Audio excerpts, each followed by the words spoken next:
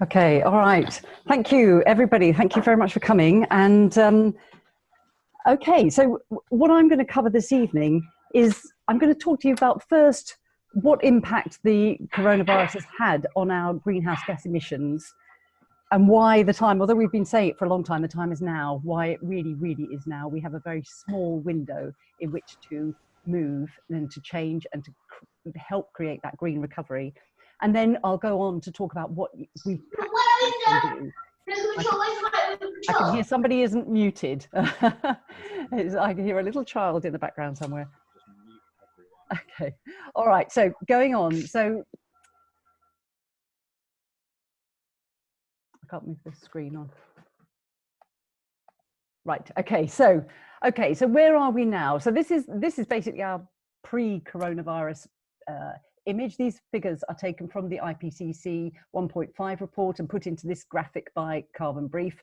And what it shows really is the how much carbon budget we've got left if we want to, and we do want to stay below 1.5 degrees. Our governments and many of our companies are talking about a 2050 goal of carbon neutrality, but of course the scientists are telling us it's really 1.5 we need if we are to maintain any kind of control of our climate.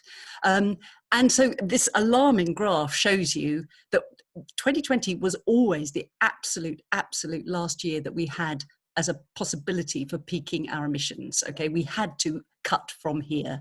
And so, of course, the virus, it appears that probably 2019 will have been the peak in our greenhouse gas emissions, hopefully. And so we are cutting, but you can see because we've left it so late, so very, very late, the amount that we have to cut year after year after year now is incredibly fast to get down to carbon neutrality by 2030.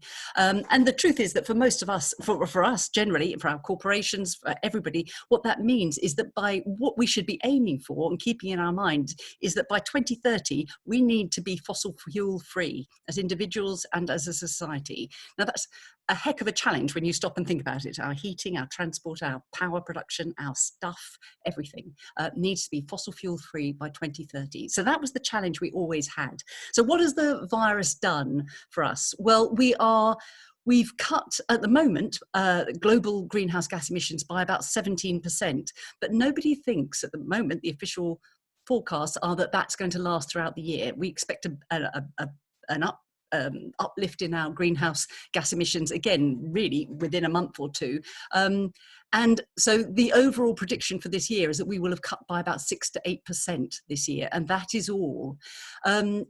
What we really need to do, of course, is keep this current 17% and actually do a little bit more than that and keep that throughout the year and then build on that for future years.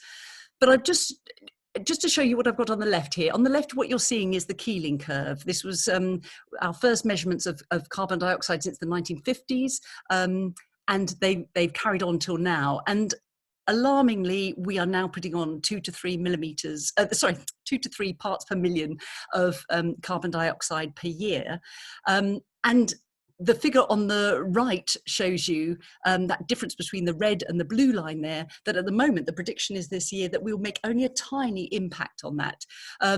Everybody keeps giving the bathtub analogy. All we're doing is slightly easing back on the taps, if you see what I mean. But basically, we are still adding to our greenhouse gas emissions big time. In fact, the prediction is this year that we will add another 2.48 parts per million this year. And remember, 450 is the level at which scientists are telling us they think that we will pretty much lose control of our climate. And as you can see, we're pretty much getting towards 420 at the moment.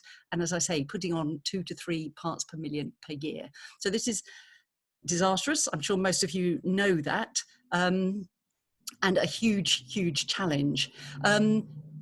As I say, we've got at the moment about a 17% cut, which if we could continue that and build on that in future years, we could really start to make a serious impact on those figures.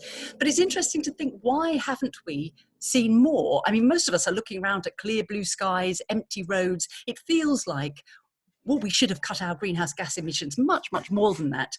But remember that transport across the world is only about 20% of global emissions. It's a bit more than that in the global north. And so we have made a little bit more by cutting back on our transport. But generally, it's only a fifth of our global greenhouse gas emissions. So even if we got rid of all our transport emissions, we'd still have 80% of our greenhouse gases. Heating and electricity is about 40% of our greenhouse gas emissions. And remember, most of the world is still getting a huge proportion of that from their coal, oil and gas. Although we in the UK have cut back a bit on that, most of the world has not, or not enough. The other thing is, remember, and we'll talk about this a little bit later, the biggest single item on any of our carbon footprints is our stuff, the stuff we consume, and that's consumed on our behalf in our hospitals, libraries, schools, and so on. And that hasn't changed. And when you think that Jeff Bezos is online to become the world's first trillionaire very soon, and that Amazon on the back of the virus is expanding hugely, when the virus first struck, I naively thought that we were stopping consuming, but it seems that I was wrong. We're still consuming a huge amount. And remember, resource extraction, by some estimates, is around 50% of our greenhouse gas emissions. There's a little bit of overlap with other figures and so on. But again, that hasn't stopped, although some of our mining has scaled back, or some mines have been temporarily closed. Resource extraction and, of course, our timber extraction, our deforestation has continued. Nothing has stopped there. And remember, there's another section of the world that we hardly ever count, even though the figures are extraordinary. When you think that we're in a world of about 7.5 billion, 3 billion of the world, this is according to the Global Tracking Framework in 2017, are still reliant for their cooking and their light and their heat on burning wood, coal and dung. Now those figures haven't changed. Those haven't gone away during the coronavirus. And again, another thing that hasn't changed, of course, is our agriculture, our food production and our land use generally, which is about 25% of our greenhouse gas emissions. Obviously there's some overlap there in some of the figures, but you'll see, again, our food production hasn't generally changed during this virus. So you can see that although it feels to us quite really at the moment like our whole world is completely different to 3 months ago, much of the world isn't different, and alarmingly we're only making minimal cuts to our greenhouse gas emissions. So, but of course some things have changed, and these are the things that I think that we need to be really positive about. Perhaps one thing that we've done a lot of learning during this virus, and one thing we've certainly learned is that science trumps just everything else. Nature, the world, however you want to define it, trumps economics and society and politics. And of course, I'm sure if you've been engaged in the whole climate change campaigning and discussions over the last few years, you're very well aware of that. We have, all the fear of droughts, fires and so on. Those things are becoming increasingly real, and boy, do they knock our economy for six. There's no defense against those things. We're more of a society than we thought, maybe, particularly in the UK. We're finding we're less divided than we thought we were. We're also finding that we can change fast and quite calmly when we need to. When we're given clear direction, clear leadership, it happens. It's extraordinary. Everybody's commenting on it and we're all aware of it. And I think perhaps more deeply and more personally, many of us are suddenly using this time to reappraise, and actually we're quite liking the benefits of a slower economy, and we're perhaps beginning to see that maybe the mad way that maybe some of us, and myself included, running around the place doing X, Y, Z wasn't particularly making us happy or healthy or anything else. So actually perhaps many of us are beginning to reappraise about how we want to run our lives. And there's another lesson, but I suppose it's very obvious, but it's just been absolutely highlighted by the virus.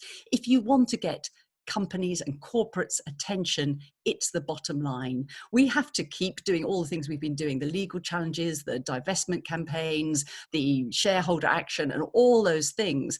And they all feed into the same route. We have to keep doing it. But what really grabs a company's attention is their bottom line. If they can't see where their profits are going to be in this year, next year, 10 years, that's what really gets their attention.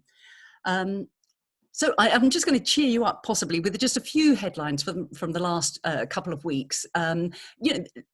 Obviously this revolution has been happening for the last 2 or 3, 4 years, and it's got increased pace. It's picked up pace in the last couple of years, and even in the last 6 months. Again, anybody who's been watching this closely will be incredibly aware of that, particularly the revolution that's happening in the finance industry, as finance is suddenly realizing actually they need to look for safer long-term investments, and that ethical investments and green investments are actually proving to be better investments, contrary to what we've all been told over the years.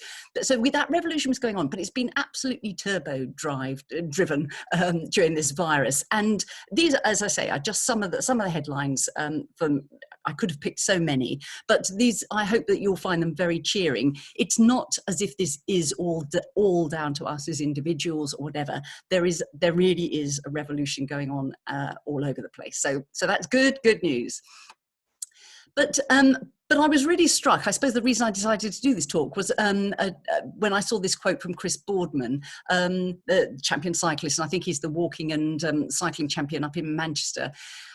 It's a chance to redefine normal, but we only have a few weeks to do it. And that is the absolute truth. For all that good news that I've just shown you and shared with you, the truth is there is an absolute battle happening now, and it will continue after the virus as we start to lift it, on whether we redefine our normal and change our world, or whether we race back and deregulate as much as possible to get back to some sort of turbo-driven version of the past. In fact, possibly worse than the past, if we take off all those regulations that we've had before, those environmental regulations, labour regulations, and so on. So that is the battle we're in, and we can already see that happening. In Bristol, we're seeing, our clean air zone has been dropped, and I think that has been the same across the country. Generally, the idea is that we need to get business moving, and that's happening in various shapes and forms everywhere. But also, I'm very struck by that headline about only 9% of us actually want to go back to where we were. We really want to take this opportunity to move on, and so we need to do it. And so the question is, what can we do as individuals? Does it matter what we do as civic society or as consumers? And the answer, of course, is both. Yes to both, absolutely. First of all, we are, I'm sure you can see from that graph that I showed you right at the beginning, that we are too late in this to worry about who goes first. We are way past the point of thinking, hey, we need China to go first, or we need our corporates to move, or we need our government to give us leadership, or whatever it is. We just have to move, all of us, and we all have a responsibility here to do whatever we can. We're all going to have to look at ourselves in 10, 20 years' time and ask, what did we do when we knew? And that is the basic fact here.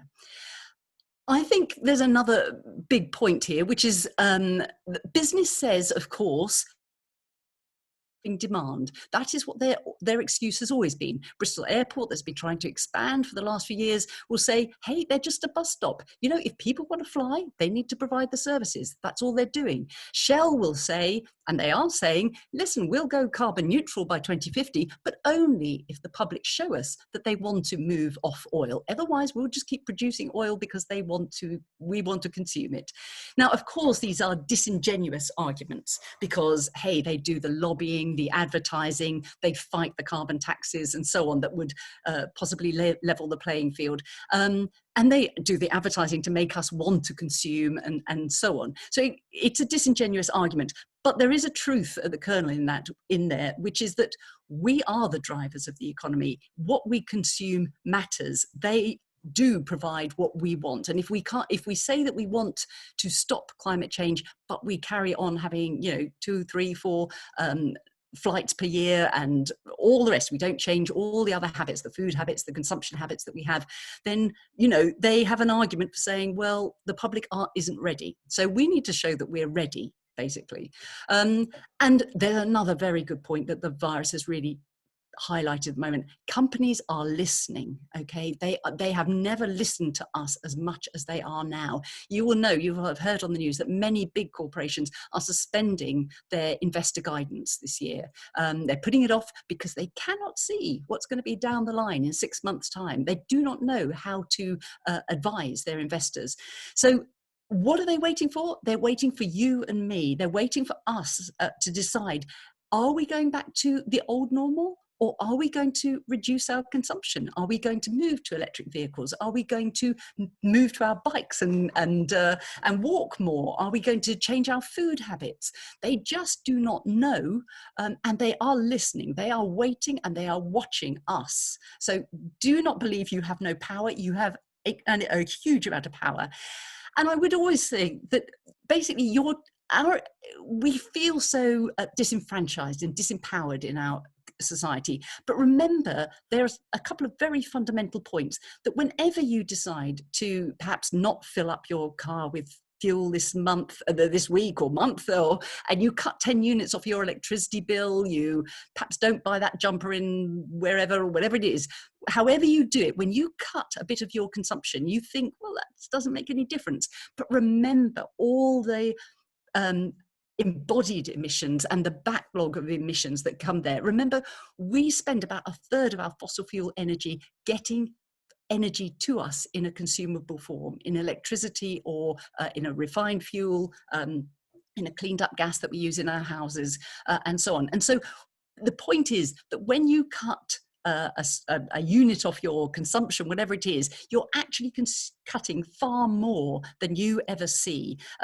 Professors like Kevin Anderson at the Tyndall Institute actually put a very vague figure on it of saying, if you cut 10 units off your bill, you're effectively cutting 130 units out in the wider world, because of getting that product or that energy to you. I hope that makes sense, but please ask me more questions afterwards if you want to. And the other thing is, I guess it's just amplifying that issue. We've always given companies market signals with our consumption. So when you choose to switch to a different organic food, you want to buy locally rather than a big supermarket or whatever it is, you change the way you travel, whatever it is, you're giving market signals. Now, for big corporations that have billions to invest of shareholder money and investor money, and they need to know where their profits are 5, 10, 20 years down the line. We have, even for the last few years, but particularly now, been confusing them. So do not think that, again, there are bean counters out there watching what you consume and what you don't consume. And it's the trend that matters to them rather more than the actual consumption at this moment. So be empowered, I guess, is what I'm saying.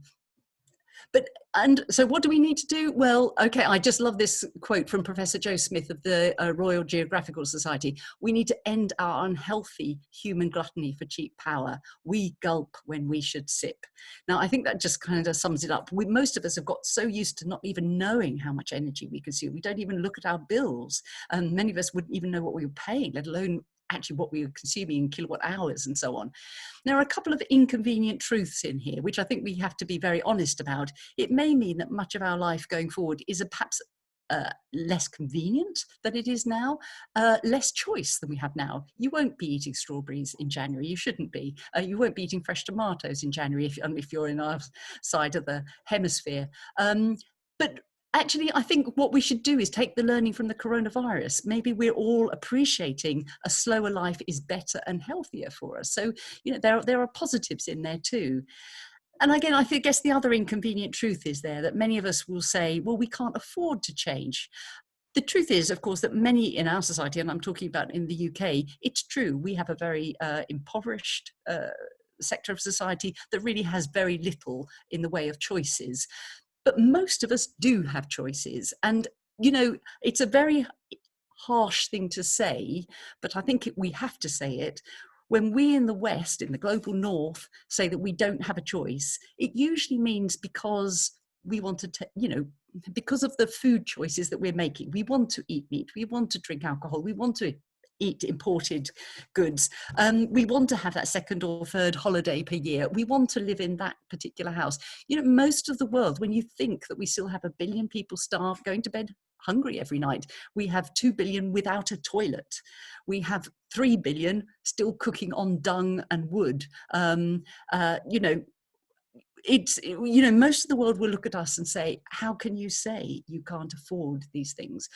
We have to think a little bit more globally in terms of what we can and can't afford and change the parameters of our decision making, perhaps.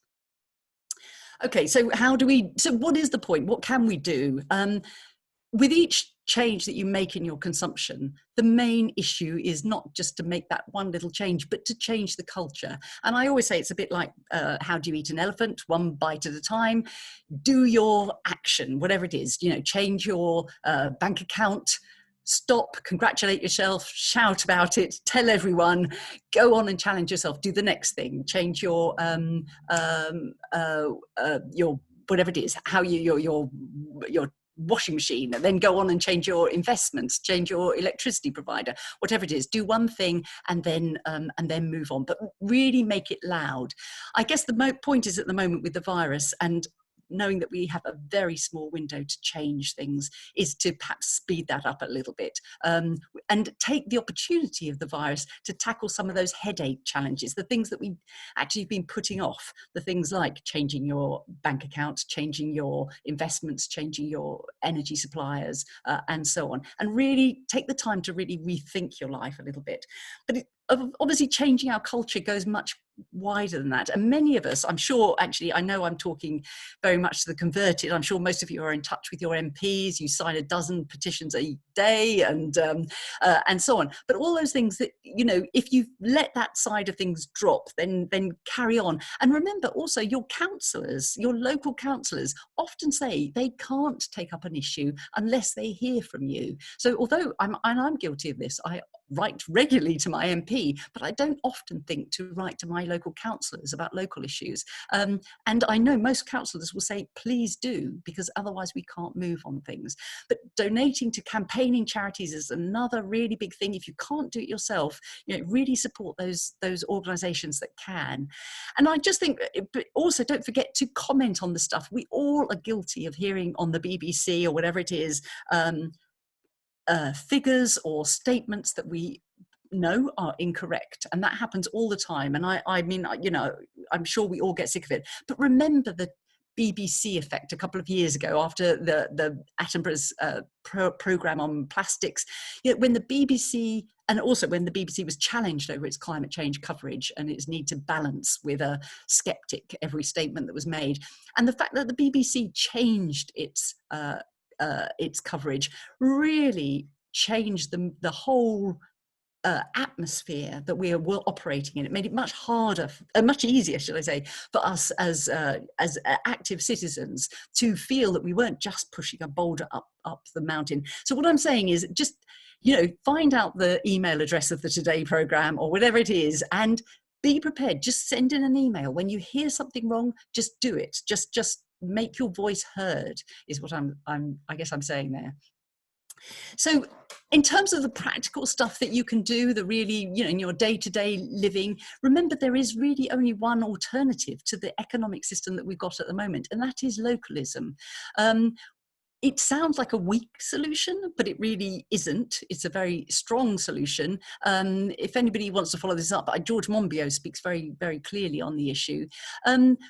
On our two websites for the two groups, we've got buttons on to give you some guidance, particularly local stuff, but it's really, much of it will be relevant to people who live outside of Bristol in the UK or even elsewhere. But so do go ahead and look at those. I would say most of the information on these websites is crowdsourced, and so we're really, really happy to hear from you. If you think there's a company that we've missed off, for example, some company that's supplying local organic food, or somebody who's giving a good financial advisor on green stuff, then on green investments, then please do let us know, because we're very, very happy to hear from you.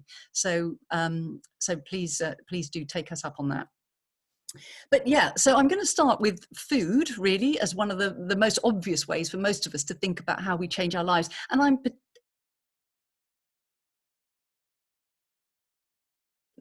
headline that I read from Pollution Watch: why has particle pollution increased under lockdown? Now, most of us have been going around saying, wow, isn't it wonderful, all these blue skies and clear air and so on. In fact, the reason why it's actually it appears to have decreased is because we've cut our NOx pollution. What we haven't decreased is our particulates, and that's largely because we've still got ammonia coming in from our agrochemicals in the countryside being blown into our cities and forming particulates.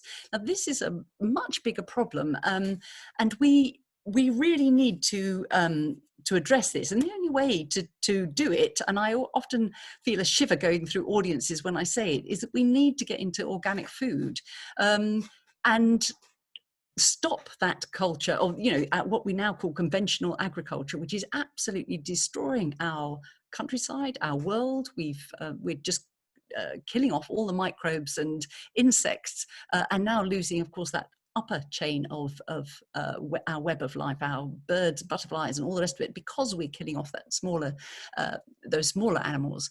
So, you know, there is no way around this. I know people often think organic food, well, that's expensive, somebody else can do that, but you can all do your bit. And I think, you know, that it's just like that culture of cheap energy. We need to address that culture of cheap food. It's not making us healthy.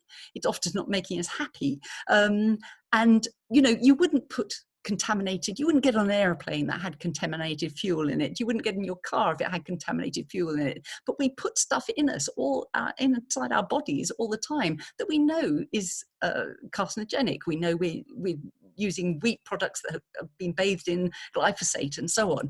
So, you know, really think about whether you can invest a little bit even in your own health, which is an extraordinary thing to say, but we're not very good at actually looking after our own future selves.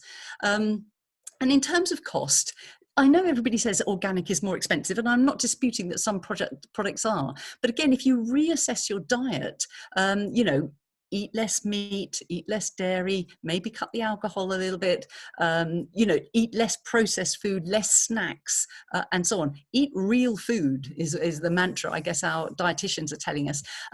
Generally, my experience is if you're doing, you know, stir fries, vegetarian organic stir fries and so on, and vegetarian shepherd's pie and so on, they can be just as cheap, if not more so. So do the test a couple of meals, you know, see how it works for you.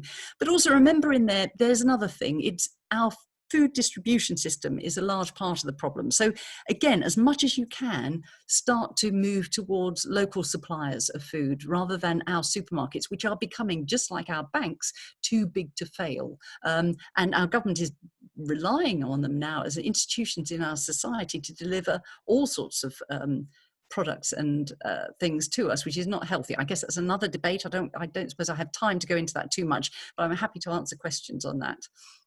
But anyway, and I think just to briefly say, we need to take on, as people who are very committed to addressing the climate change issue, a more sophisticated message about our food than just cut meat and dairy. We certainly do need to cut our meat and dairy, but remember that our crop farming is incredibly, the way it's done these days is incredibly carbon intensive and destructive. And also that in the UK, almost all our fruit and veg is imported. So also not a good solution in terms of food security for us.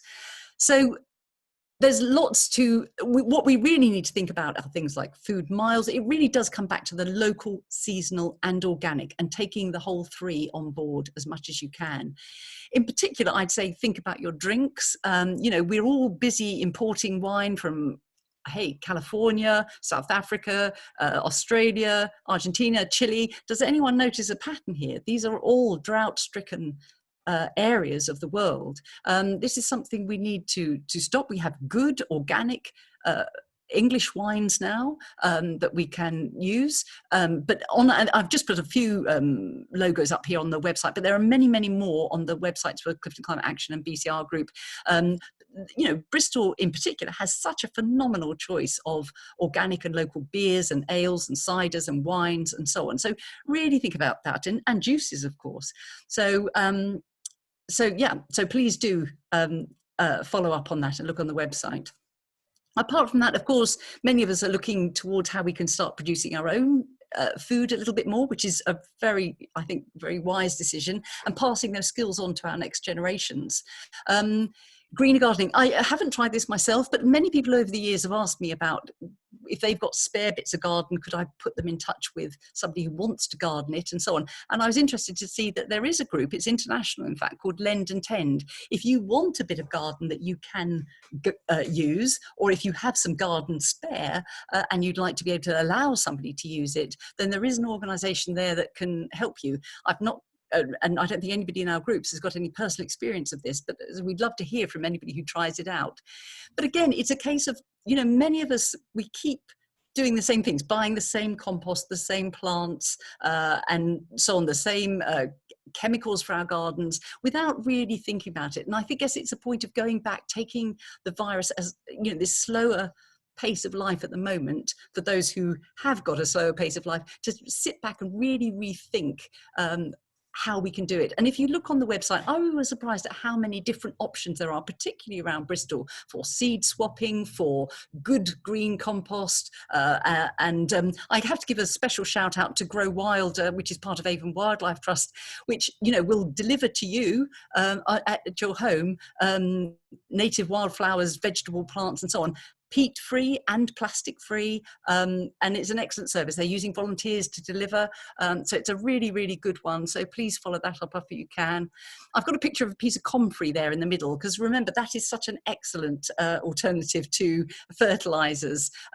Just grow a load of that. It's great for the bees, and, you know, make a comfrey tea. It's so easy to do. Bucket of water, and then you know, throw it over your plants and everything grows. That picture in the top right is a pond actually on my allotment. I've actually got 3. Again, just one of those things, you know, if you've got spare time in your hand. I read a report the other day saying we need 3 times as many insects in our cities if we're to sustain the level of bird life that we have at the moment. The easiest way to get insects into our city and to help them breed is water. So, you know, again, if you've got the time, just however small, just go and dig a pond. Little things to do. And I guess getting active in your local surroundings in terms of as a member of civic society. I've got these 2 pictures of trees here, which are the same tree, and this is part of the No Mow campaign put out by Plant Life. And a friend took these pictures and then presented them to the Downs Committee in Bristol, and they have moved on it. I think they have understood that they should not. They're doing tremendous damage to the base of their trees by strimming so low, and of course you can see the difference in the grass there by cutting so low. And we need them to allow that grass and the wildflowers to grow when the insects are out, the pollinators are out. I would say in Bristol, of course, we also have a Fix My Street page at the council. Use it. Also an Improve My Street. If you want bike stands, if you want bike shelters, if you live in an area where there are lots of flats and you can't keep a bike in your hallway and so on, you've got no garden area, that's very common in Bristol, then get onto the council, report it and say you want to get together with others and put in a bike shelter in your street. Litter picking, all those other things. It's just about being active, and again, shouting to your councillors when there are little ways to change the culture in the area, and make sure your council know that this really matters to you. And in Bristol, it really matters that we tell our council that we're concerned, that we want a green recovery. But in terms of transport, we really need the council on board, because at the moment, this is one of those areas where just making a personal reduction in transport won't necessarily solve the problem. The biggest deterrent to getting in your car at the moment is congestion, and therefore the more that we may personally decide not to use our cars, the gap will probably just be filled by a commuter coming in from elsewhere, or somebody else coming in to shop from further abroad because they now can. So this is where we really need national government and councillors to start moving on transport changes and kick off that virtuous circle, to really realise, why have most of us not been cycling or walking in the past? Well, it's because our streets are dirty and dangerous, we don't feel safe on our bikes and so on. What we need is policy that makes it safe, that kicks off those positive changes, so that we feel, so more of us get on our bikes and less of, and therefore we decongest in that kind of way. And I think one of the things to do, most of us wildly overestimate our need for a car. We wildly overestimate how many long distance journeys we do in a car. And again, if you've got the time now and you're really thinking about your transport issues, and I hope you are, just really sit there and think about how long are your journeys, and how often do you really need the car to do more than 100 miles? It's probably, for most of us, extremely rare. We could possibly rent a car for that, even if it's a fossil fuel car for that point, for that. But you know, as you can see from the figures up there, almost 40% of journeys are less than 2 miles in this country. Now, that's an appalling indictment of the way our transport and our cities function. And we have this rare opportunity now to try and make that better. London is certainly coming up with big aims. Cardiff's another one. Milan is another. And we need to push our council, Bristol, and any others around the country from where you are, to start making those moves. I mean, I'm not going to go deeply into obviously this is a whole lecture on itself, Bristol's transport issues, but just as I've said, at the moment, our council has postponed the clean air, or dropped it completely, in fact, the clean air zone, indefinitely postponed, I suppose would be the way to put it. But there are some positive moves. They're talking about pedestrianising much of the old city, and they are now coming out with some experimental traffic orders, which have the potential in some areas to become permanent. So again, if you see those happening in your area and you want to support those, then please, you know, either join one of the organisations that I've got around this screen here, but also, you know, support the shops who are terrified that without cars they will lose business. But, you know, make a point of going to those areas that have been pedestrianised, even if temporarily, and making sure that they get your custom. Yep. So we have a very rare opportunity here, but certainly get involved in, you know, FOSPR. We have a good railway network in Bristol, but many closed stations in Horfield, Constable Road, St Anne's, Thornbury, and so on, which if we open those up, and there are plans to open them up, but many of them not till the late 30s, and they're in the pipeline, but there's been no rush at the moment, and we need to really put pressure on them to rush these through. The cycling campaign is very active, and in fact, Clifton Climate Action is talking to them very much about plans for the Clifton area, the Walking Alliance, Transport for Greater Bristol, the Clean Air Alliance. You know, do get involved and give them your support if you can. And remember, actually, there's another thing on transport. Bristol is going to be one of the trial areas for e-scooters. Now, for that, we really do need to take more road space, because if we have e-scooters competing with pedestrians and cyclists, we really are going to have even more of a problem than we do at the moment. But again, I would just say, personal transport choices really matter. Remember, transport is the one area of our sector of our economy where alarmingly, greenhouse gas emissions are now going up. They were on a 10-year downward trajectory up until about 2 years ago.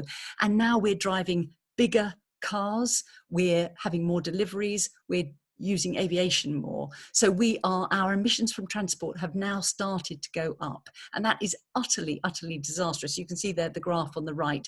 And as I wrote that page on the Clifton Climate Action website about transport, what surprised me was the number of really different alternatives that I hadn't even thought of. So I won't go into them now, but please do look at the page and really think about your own transport and where you could cut or change your transport mode. I have to say, I'm a big fan of electric bikes. I bought one about 5 or 6 years ago now.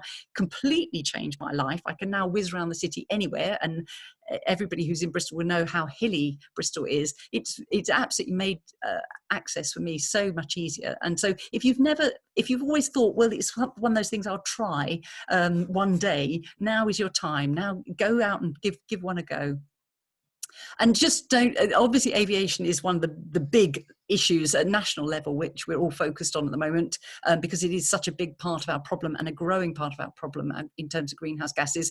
And Greenpeace is heading up this campaign to demand that if we're giving subsidies to this industry, that we get something back, we get some green commitments back. It is a very difficult industry to decarbonise because of the way planes are, and flight can't take heavy batteries at the moment and so on. But the one thing we could do is a frequent flyer tax, and obviously that's the something that we could demand, quite legitimately demand.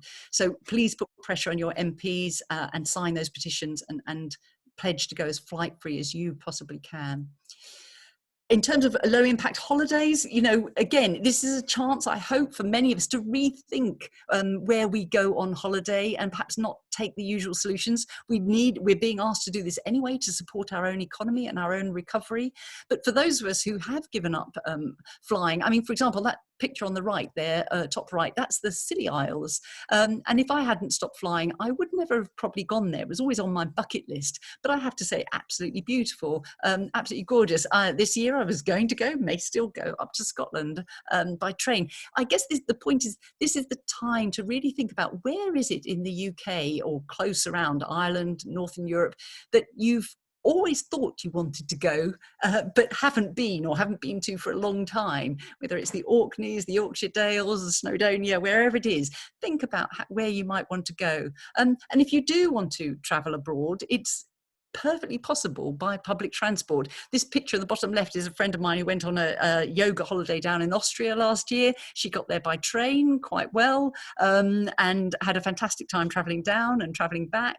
On the top left, this is it comes with no recommendation because I've got no experience of this particular company, but there are many of them now. These are freight companies who are offering passenger services. So they're delivering goods around the world by ship, and they now, so if you need to get over to Australia and you've got the time, I did meet somebody a couple of years ago who'd actually been to visit her sister in one in Australia and one in North America, and then got back to the UK, and she did it all with surface travel. She did take a year doing it, but it is possible if you really want to. I guess it could have taken a lot less than that. And certainly support our organic farmers by, there are plenty of websites with holidays on organic farms, and that's a very, very good way to support that side of the economy again. So I guess in terms of, as I said right at the beginning, stuff is the biggest single item of our personal carbon footprints. If you look at that cylinder on the top right there, this is from David Mackay's Consumer Renewables Without the Hot Air, and that big blue bit there is stuff, and the pink above it is, I think, transport of stuff.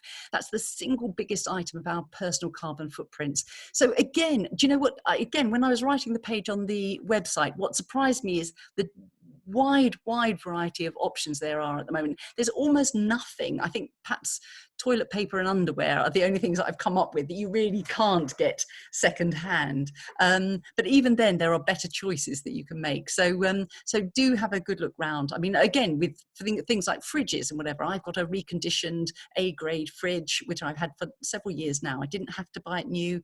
The same with my phone. I got a reconditioned phone. It worked perfectly. You don't have to buy these things new every time. So do investigate your options. And just remember, of course, that clothing, of course, is a really big part of that stuff component. I know you probably all know the figures about how high that is in terms of its burden on the world and the world's environment. And yet we use clothing so much as a sort of an impulse buy, a pick-me-up. I'm feeling down, I buy a new jumper, whatever it is, I buy a new pair of shoes. That is a culture that we really, really have to stop. Unfortunately. So, it's wasteful in every possible way. So it's a chance to really, this is perhaps a really good chance to think and make those pledges about how we change our habits. In terms of repair cafes in Bristol, we've got several. We'd love to start one in both the Clifton and the BCR area. So if anybody has skills or would like to get involved in that, we'd really like to hear from you. So please do get in touch with us. These are opportunities for people to go along, share their skills in repairing radios, clothing, electronic goods, and so on. So, and get your stuff reconditioned. In terms of, I'm almost at the end here. Obviously, there's many things I could go through, but I'm just whistling through some of the highlights of things that perhaps you might want to consider. Home energy efficiency is the big one. As I said earlier, most of us don't even know what we're consuming. And So the one thing I would implore you, perhaps the most important thing coming out of this, is go home and look at your bills. It's something that so many of us don't even do. We pay on direct debits and we're so out of touch with what we're consuming.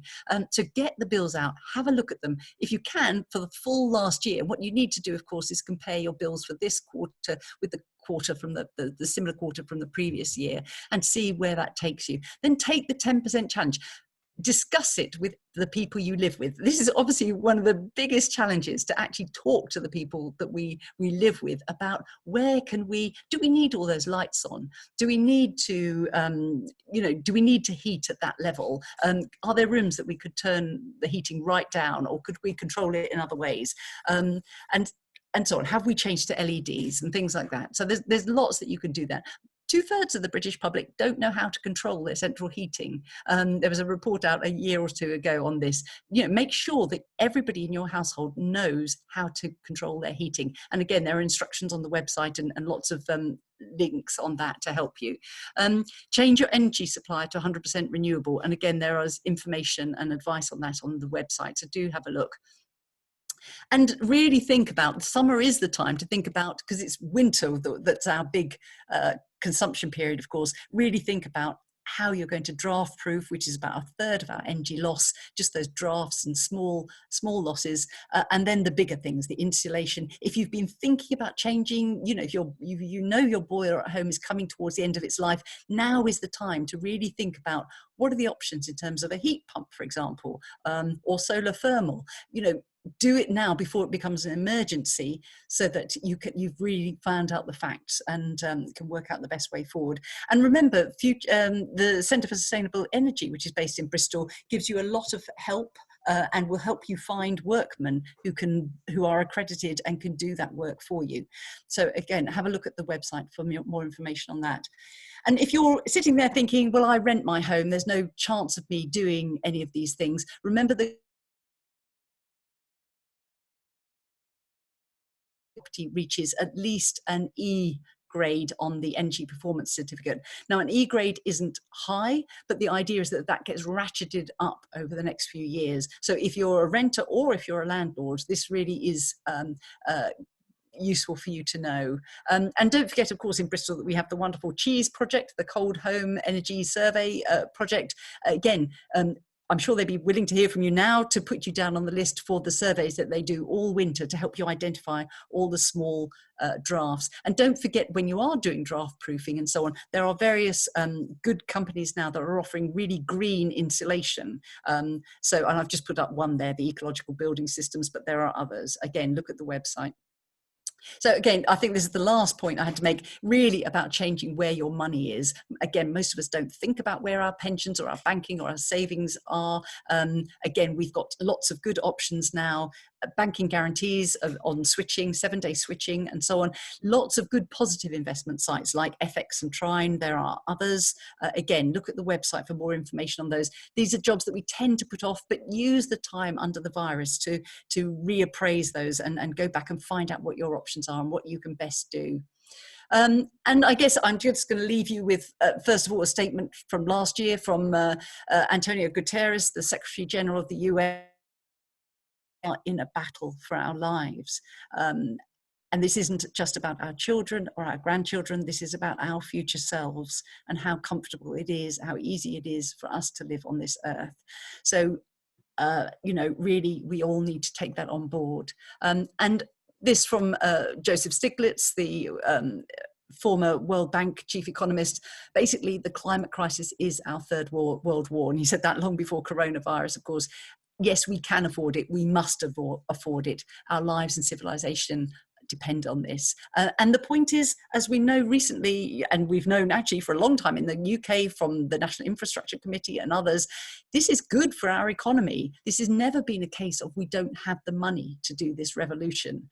It's really been a case of unseating the incumbents and being prepared to cut short some of the major investments we've made in fossil fuel infrastructure. But it's never been a case that we couldn't do it. It's 1 to 2% of our GDP globally to make this transition, and we have everything at stake. So I guess the point is, as I say, in every way possible, we need to change our culture, and that involves every one of us in terms of our consumption and our actions as civil society. So I won't labour the point, but please do look up on the website, and I look forward to your questions. Thank you very much.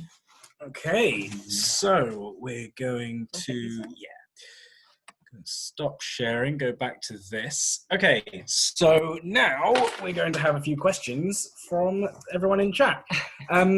Only really one question as such came up in chat. Well done to whoever it was who said they bought a bike today. Very nice work. Good. Nick Plant wanted to know about PM pollution increasing during lockdown. You mentioned this earlier. What's the evidence for it, and what was it you were saying about ammonia from agriculture? Okay, so I can send you the article, Nick. But basically, ammonia is, of course, what we use as a fertilizer on our soils, on all our green deserts outside the city, and it tends to blow into the city. And I'm not a chemist, and I haven't read deeply into this, but what I understand, and the government understands this because it's been putting a lot of money into ammonia reduction, is that it mixes with the other pollutants in our city air and it forms particulates. So that is why. But I'm very, very happy to send anybody who wants it the article on that. That'll give you more information. Okay, yeah. Does anyone want to ask a question or put something in chat? Or we're all going to have a slightly earlier night than we anticipated. Good. There's nothing else in chat. Oh, here we go. We are interested in electric bikes, but much like other EVs, we want to understand long-term impact of batteries. Okay. Okay. So let's be clear. Whichever clean tech we move to, there are always carbon emissions involved. So nobody's pretending that solar, wind, battery storage, or whatever is completely emission free. We have to understand that is all part of the it's all part of manufacturing, therefore it comes with emissions. And I can't break down for you particularly the life cycle of a battery, a bike battery, but it is certainly going to be a huge amount better than if you compare it to a year of fossil fuel consumption in a car. And we're now developing more and more recycling facilities for those electric batteries. So from our EVs, of course, we're repurposing them as, once they get down to about 80% efficiency, they're no good in our EVs anymore, our electric vehicles. And so certainly companies like Renault, Nissan, many others have been pioneering the use of those in domestic home batteries storage, where they're still very, very useful, they're still very effective. But we're also getting more and more into recycling of battery materials. In fact, I just read today that the UK is opening up a new major car battery recycling centre. So we're getting more of those. We've got some big ones in Europe, Finland in particular, I think. But certainly you're absolutely right in that we need to stop digging more material out of the earth, because, as I say, resource extraction is such a huge part of our consumption. We need to get into that circular economy of repurposing our batteries once they are no longer useful. Does that answer the question? Okay. So that was electric bikes. Someone's shared some info, a link to a carbon footprint thing. Lots of people wanting to see the article about ammonia. Okay. Some people are asking if they can forward this talk to other people. We are recording this. We will find out after everybody goes to bed how well the recording turned out, and if it's okay, it'll be on the website this weekend at the latest. So fingers crossed, basically. First time trying this. I saw a quick question there about the Paris Agreement. I didn't get to that one yet. Right, okay. Really loved your talk. Thank you so much, Nikki. Could you talk a little about how you think we can reach out to different groups to engage with this type of issue across Bristol? Yeah, I mean, it's one I'm often asked, and I'm sort of the finger comes back because I'm saying, you're just talking to the converted, it's just the middle class who get this, and so on. Well, I guess my answer to that is, and I don't have all the answers at all, is that first of all, we don't need everyone on board. Like every revolution, if you think about gay marriage, drink driving, seatbelts, smoking in public, all those things that we keep hearing about. Most of us weren't engaged in those debates. What we had was a very small minority who were active and vocal, who pushed for legislative change, who pushed our governments and councils to move. And with that legislative change came cultural change, came changes in our educational systems and so on. And, you know, so the point is we don't have to wait till everyone's on board. Our efforts aren't redundant because we don't have 100% of the population, say, understanding this and moving with us. So there is every reason still to do what your own little bit, because you're bringing down, as the more we put our weight into, for example, organic food or electric vehicles or electric bikes, whatever, the more we help bring down the costs of those, just as we've seen with solar and wind and batteries. You know, the more that industry demand goes that way, the lower the costs, the more the costs come down. So, you know, you can change the culture in many different ways. But yes, I mean, I think that in terms of how do we affect cultural change, it really is the most effective tool most of us have is positive modelling. So you can do all those things, as I have said, write to the media and write to your MPs and so on. But positive modelling, be positive about the changes you're making in your life. Talk about them. And, you know, when you take a holiday in Yorkshire rather than a plane flight to Barbados or whatever it is, you know, be proud of it, be positive about it. When you find a new recipe, when you change your bank, whatever it is, be positive about it. And you know, you give license then to other people to feel that that is also a good cultural change that they can take on. Positive modelling can be very, very effective. So don't think that it's not. Okay. The next question was about writing to our MPs. Katrina's has a automatic response to all emails, which is saying more or less that unless the issue is related to coronavirus, they won't be able to reply immediately. Well, they may not be able to reply immediately, but my MP is certainly responding slower, but he still responds. The point is just to let them know that we're still there. I mean, David Attenborough, I think yesterday, came out saying, where's climate change in the news? How has this been dropped from our headlines? And it has been dropped. We need to get it back up there. And so you know, everything you can do to make that happen is worthwhile. So, you know, write to your MP, as I say, write to the do what you can. It's just, we haven't gone away, is what we need to say. Oh yeah, just one other thing, because I can see some people have already started to leave. Just a reminder from the beginning, please check out the websites, join the mailing list, volunteer if you can, and if you are able to and you've enjoyed tonight's talk, please donate through PayPal. The website, the email address, excuse me, is cliftonclimateaction@hotmail.com. Right, back to the questions.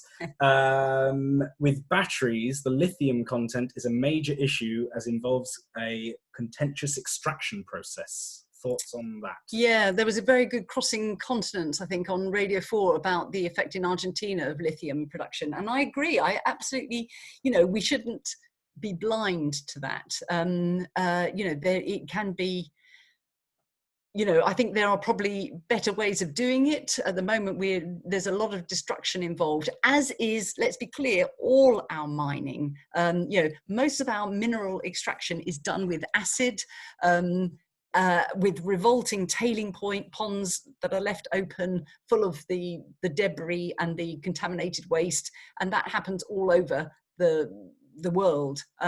So it's not great. We, you know, as I say, we just need to go as much as we can for the circular economy. Hopefully, yeah. But I'm not going to belittle the fact that there are major problems with sourcing some of the key elements, the key rare earths and things like lithium that we need for this transition. Yeah.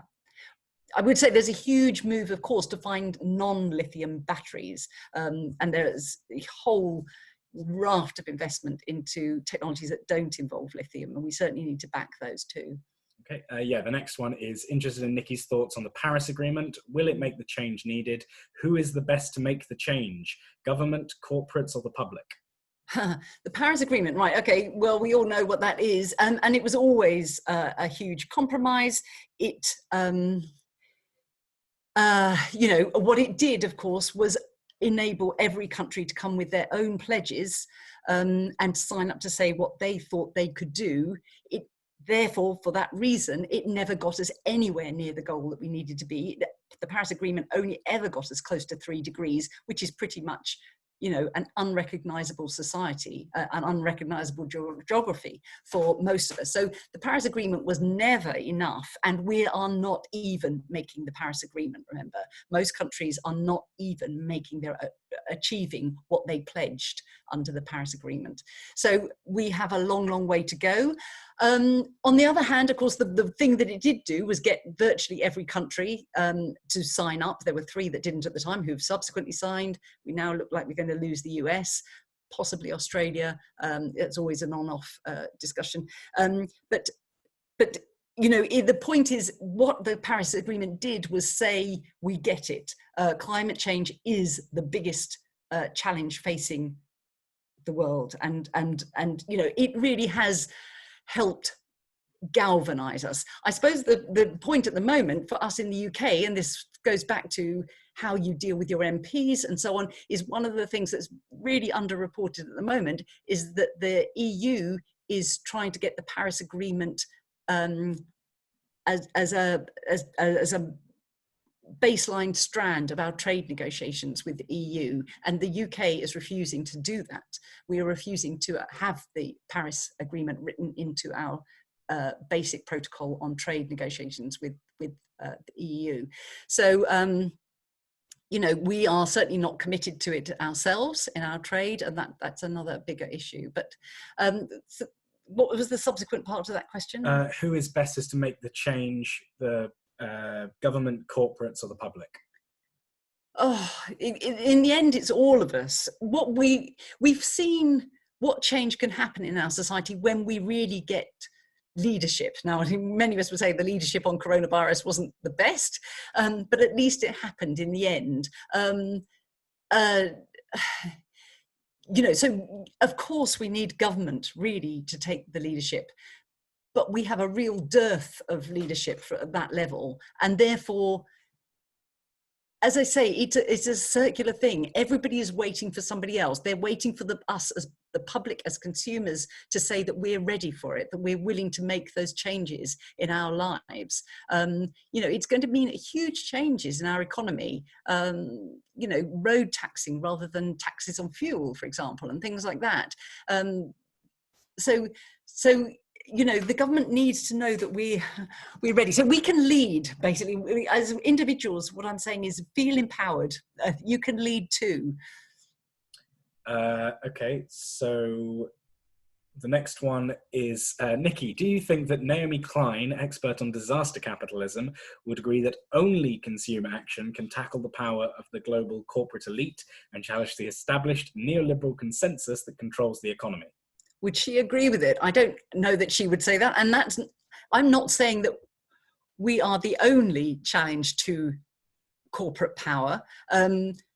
Shareholders and, as I say, the finance sector is really, really moving on this, and they are presenting mega challenges to the way our companies are financed, you know, and demanding environmental action in exchange for investment and so on. So that, you know, it's not a case of any one group doing this, it's a case of everybody. Julian has linked a short speech from Antonio Gutierrez, the guy you quoted at the end, calling for a green recovery that should guide government. How do we get our government to respond? And another key point is how well is it accepted? This is one of his points, is that any economic recovery investment needs to be green. How well is that accepted around the world, I suppose? Well, interesting, particularly with the EU, of course. The EU now has come out with a huge financial package of green investment. I think it's almost 800 billion is what they're trying to get passed at the moment. and much of that will be grants or loans to the countries most affected by coronavirus, but very much linked to green investment. So again, it's something that we will no longer be part of now that we've left the EU. But generally, my understanding, from what I mean, I get to read the financial press. I'm not going to pretend to be an absolute expert on this, but the level of awareness now amongst our corporate sector, our financial sector, and our governments are trailing, but the level of awareness that yes, we need to, this recovery needs to be a green recovery. The fear of those Australian-style fires coming through Europe, or the level of drought, all those physical impacts on our society, which will disrupt business and society, are real threats now. So I think most of the major players get it to some extent. Yeah. And so the first part of the question, which I kind of went over, was how do we get our government to respond? How do we get our government to respond? Small question. Yeah. I guess it is just, how do we get our governments to respond? It's just constantly, I think it's largely by changing them. Everything I've said, really, the media, writing to your MPs, and changing the baselines of your consumption. That, when consumers change their habits, everybody has to take notice. Everybody has to take notice. Governments have to take notice. Corporations have to take notice. So, but yes, it is about changing the media culture that we work in, and demanding that the BBC and so on keep talking about our trade negotiations and the impact of our whether we're going to enter a sub. Remember, just with the agricultural bill that's just going through Parliament at the moment, we've had an amendment defeated saying that we will not lower our food standards in this country. Now, most people don't even know that. Why isn't that across the main headline news? So, it's bringing those things, constantly harassing the media, saying this is what we want in our news, not another discussion about lack of PPE or whatever. We want a forward-looking news agenda as well, not just going round and round in the same circles. Okay, we've got one last question, unless anyone pops anything in chat last minute, and it's a good one. Great talk, Nikki, thanks. Could you please mention your project to help put the carbon back where it comes from? Your Avon Needs Trees campaign. Okay, I don't know who dropped that one in. Okay, so this is John Talt. Oh, thank you, John. Okay, so this is a charity that I set up last year called Avon Needs Trees, and this is, if anybody doesn't know about it, it's really how deforested. We only have a tiny percent, 3-4% of the land area in the Bristol Avon catchment area that has woodland at all. And so we decided, myself and a bunch of other very highly committed professionals, we are now buying land to reforest, to make it permanent forest. So by buying it, we make sure that it's permanent. So our first purchase, which is, we're just doing the conveyancing at the moment, we've raised over £500,000 in just 8 months. It's been fantastic. So we're buying that first piece of land at the moment. We're already looking at our second purchase. Most of our money comes from the public one way or another, but also from some companies and so on. It's really, this is for multiple ambitions. This is, of course, our carbon sequestration, also to help our biodiversity, but also our natural flood management, because we have to think about adaptation as well as mitigation. We're not going to stop climate change altogether. Bristol in particular is very much at risk of flooding. We are at the bottom of this major river system. We have that issue of tidal lock, as we saw last September, where we have heavy, very high incoming tides combined with very heavy inundation inland, nowhere for the water to go. Bristol will flood, and we're going to see that more and more over the coming years.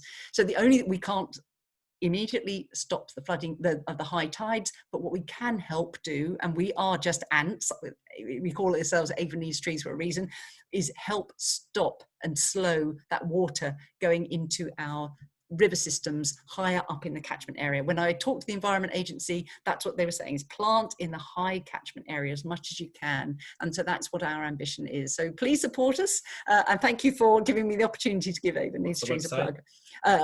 the website, avonneedstrees.org.uk. That's the one.